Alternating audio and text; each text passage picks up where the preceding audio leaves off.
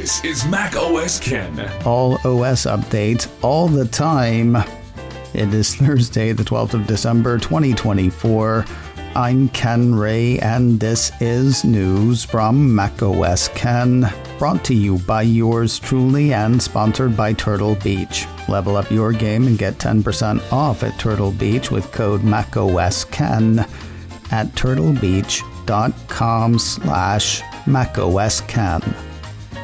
This show is also sponsored by 1Password Extended Access Management.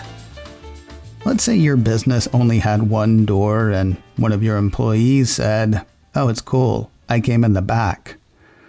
You may have questions like, how'd they get in and who else could do that? Sounds kind of silly, but this may be happening to your business every day. You and your IT people have assigned IDs, handed out hardware, and approved applications for your people to use. But maybe they didn't want to learn those, or maybe they just don't know the security risks. So they're using their own hardware, apps they already know how to use, and logins that have been passed from person to person. It's cool. They came in the back. This is the kind of thing 1Password Extended Access Management was made for. It puts unmanaged devices, unknown applications, and rogue identities under your control, making sure every user credential is strong and protected, every device is known and healthy, and every app is visible. 1Password Extended Access Management solves the problems traditional identity and access management and mobile device management miss. It is security for the way people actually work. It's available now to companies with Okta and Microsoft Entra and in beta for Google Workspace customers. Check it out at onepassword.com/macOS Ken. That is the number 1, onepassword.com/macOS Ken. Operating systems are never late, nor are they early. They arrive precisely when they mean to. Sure, we all thought they were going to be out Monday, then we thought Thursday, then they came out Wednesday, but, there's more than one way to beat a Balrog.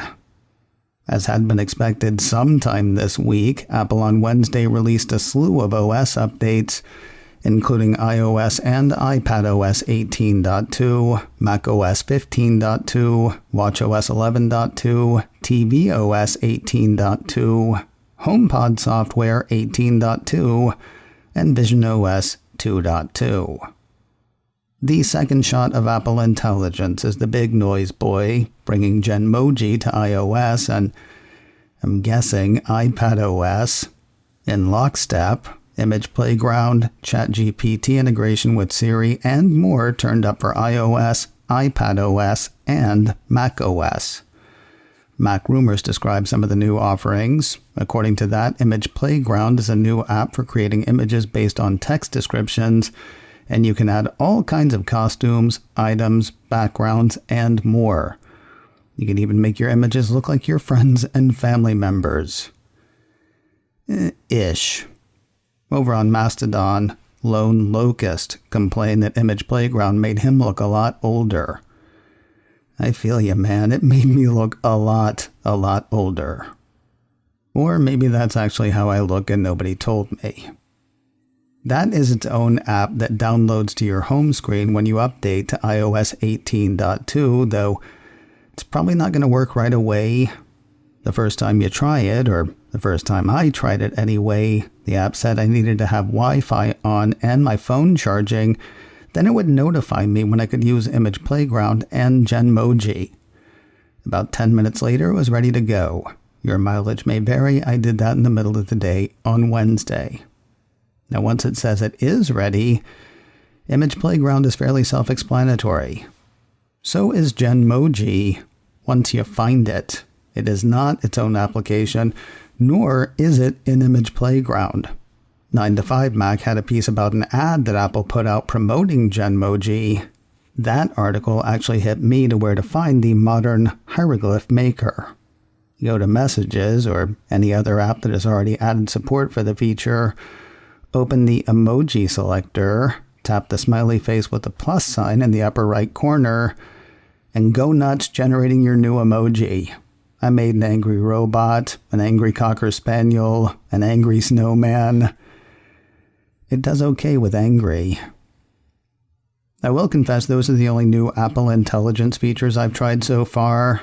I'll give ChatGPT integration and support a look in the next day or two. As for visual intelligence with camera control, I can't try that because it only works with units in the iPhone 16 line, and I have a wonderful iPhone 15 Pro Max. It really is wonderful. The special lady friend is planning to get an iPhone 16 this weekend, so I get to try it out then. Other features in the updates. Mail categorization sorts your messages according to Apple, helping you prioritize the most important ones. There are said to be video viewing improvements and photos, as well as improvements when navigating collections views. Safari gets some power user updates, including new background images to customize your Safari start page and a file download live activity to let you see how far along a file download is in the dynamic island. Layered recording has gone live in the Voice Memos app, again, iPhone 16 only. This is another feature Apple is promoting, and Gadget wrote up the feature, including the promotional video that the company's put out with Michael Bublé and Carly Pearce, recording the song Maybe This Christmas on an iPhone 16 Pro. Apple Podcasts gets new favorite categories, Apple News Plus gets Sudoku, Stocks gets the pre-market price quotes we talked about yesterday, and this list goes on to security updates. Looks like about 20 for iOS and iPadOS 18.2. There were also security updates released for iPadOS 17, macOS 13, and macOS 14, according to a piece from Apple Insider. No new features for those older operating systems, unless you count security as a feature, which you should. Minus the Genmoji, macOS Sequoia 15.2 has the same Apple Intelligence updates mentioned with iOS and iPadOS, and some features I did not mention. Features like share item location in Find My, working in conjunction with airlines and other organizations at some point, natural language search in Apple Music and Apple TV, presenter preview for sharing an app or a whole screen, provided you're on an Apple Silicon Mac, and here is a shock, security fixes. There are just over 40 by the looks of it. That alone makes the update worth it, IMO. macOS Sequoia did bring one more thing, a thing it probably wasn't supposed to let you know about. A piece from Mac Rumors says the latest version of Sequoia had builds for Mac 16,12 and Mac 16,13. According to the report, the leaked software references the MacBook Air 13-inch M4 2025 and the MacBook Air 15-inch M4 2025, confirming that new M4 MacBook Air models are in development and are likely not too far off. Not the biggest surprise. I mean, it's not like they accidentally announced a robot or bionic eyes, but oops. It wasn't just machines that got new Apple Intelligence features on Wednesday. Whole parts of the planet did as well. Another piece from Mac Rumors had Apple's brand of AI being made available in localized English spoken in Canada, Australia, New Zealand, Ireland, the UK, and South Africa, meaning the features are formally launching in those countries for the first time. So have fun playing with Image Playground and Genmoji. Soon, we go back to waiting. Yet another piece from Mac Rumors threw a spotlight on Apple Intelligence features that will not go live until sometime in 2025. These include Siri improvements like personal context and deeper integration with applications, sketch style for Image Playground rather than just the animation and illustration styles with which it launched this week, Genmoji and Memory Movies making their way to the Mac, priority notifications, and of course, more Apple Intelligence languages instead of just various flavors of English. Some of that might be in iOS 18.3, some in iOS 18.4. One thing's for sure, none of it will be around till sometime next year. More news in a moment, but first a word from today's sponsor, Turtle Beach, helping gamers play their best at every level. If you're gaming without a quality headset, you're probably missing a lot.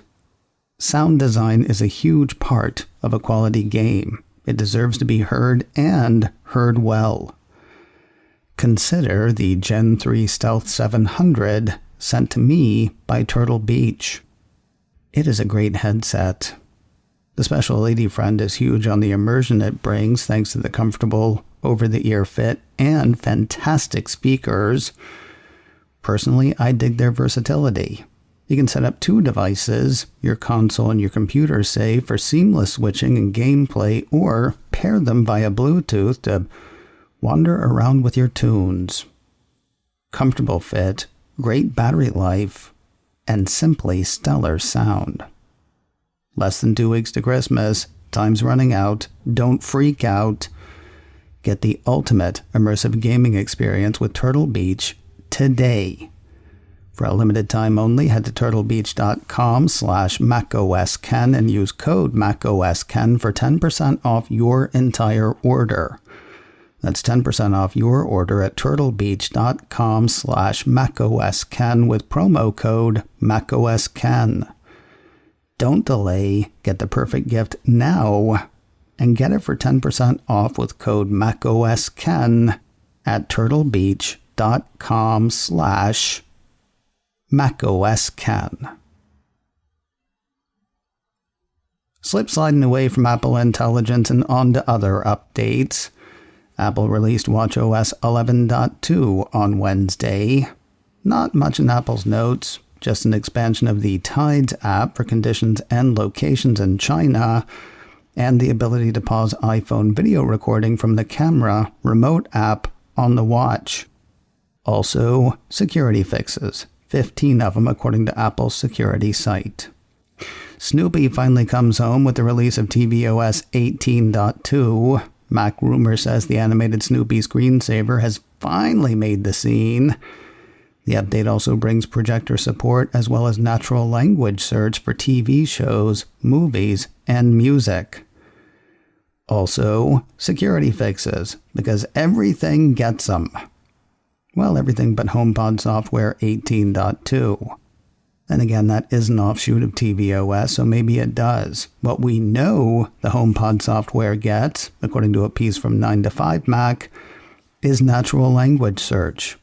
The site has Apple saying Siri on HomePod is now integrated with Apple Music natural language search, so you can now describe what you want to hear using any combination of categories like genre, mood, decade, or activity. And finally today, Apple's head-worn computer saw an OS update.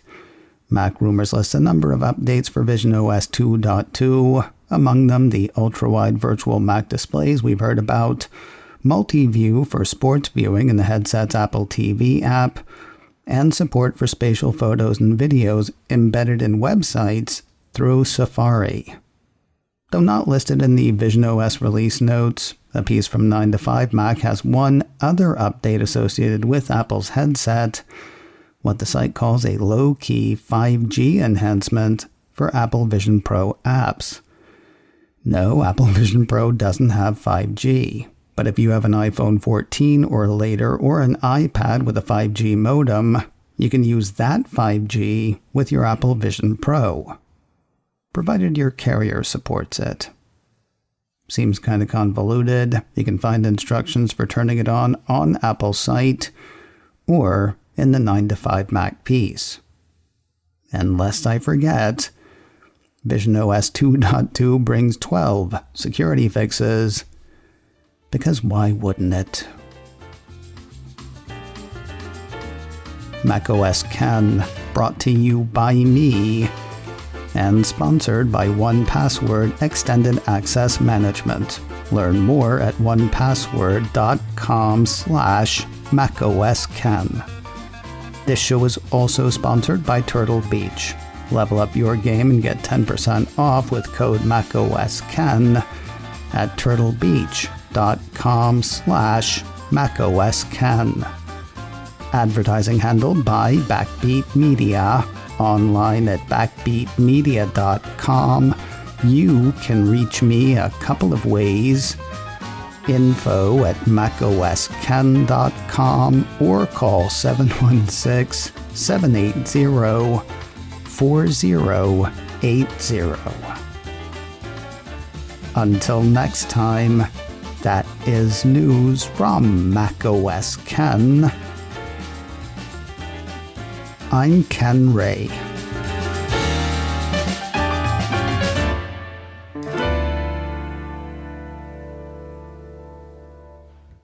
Daisy, Daisy, give me your hand.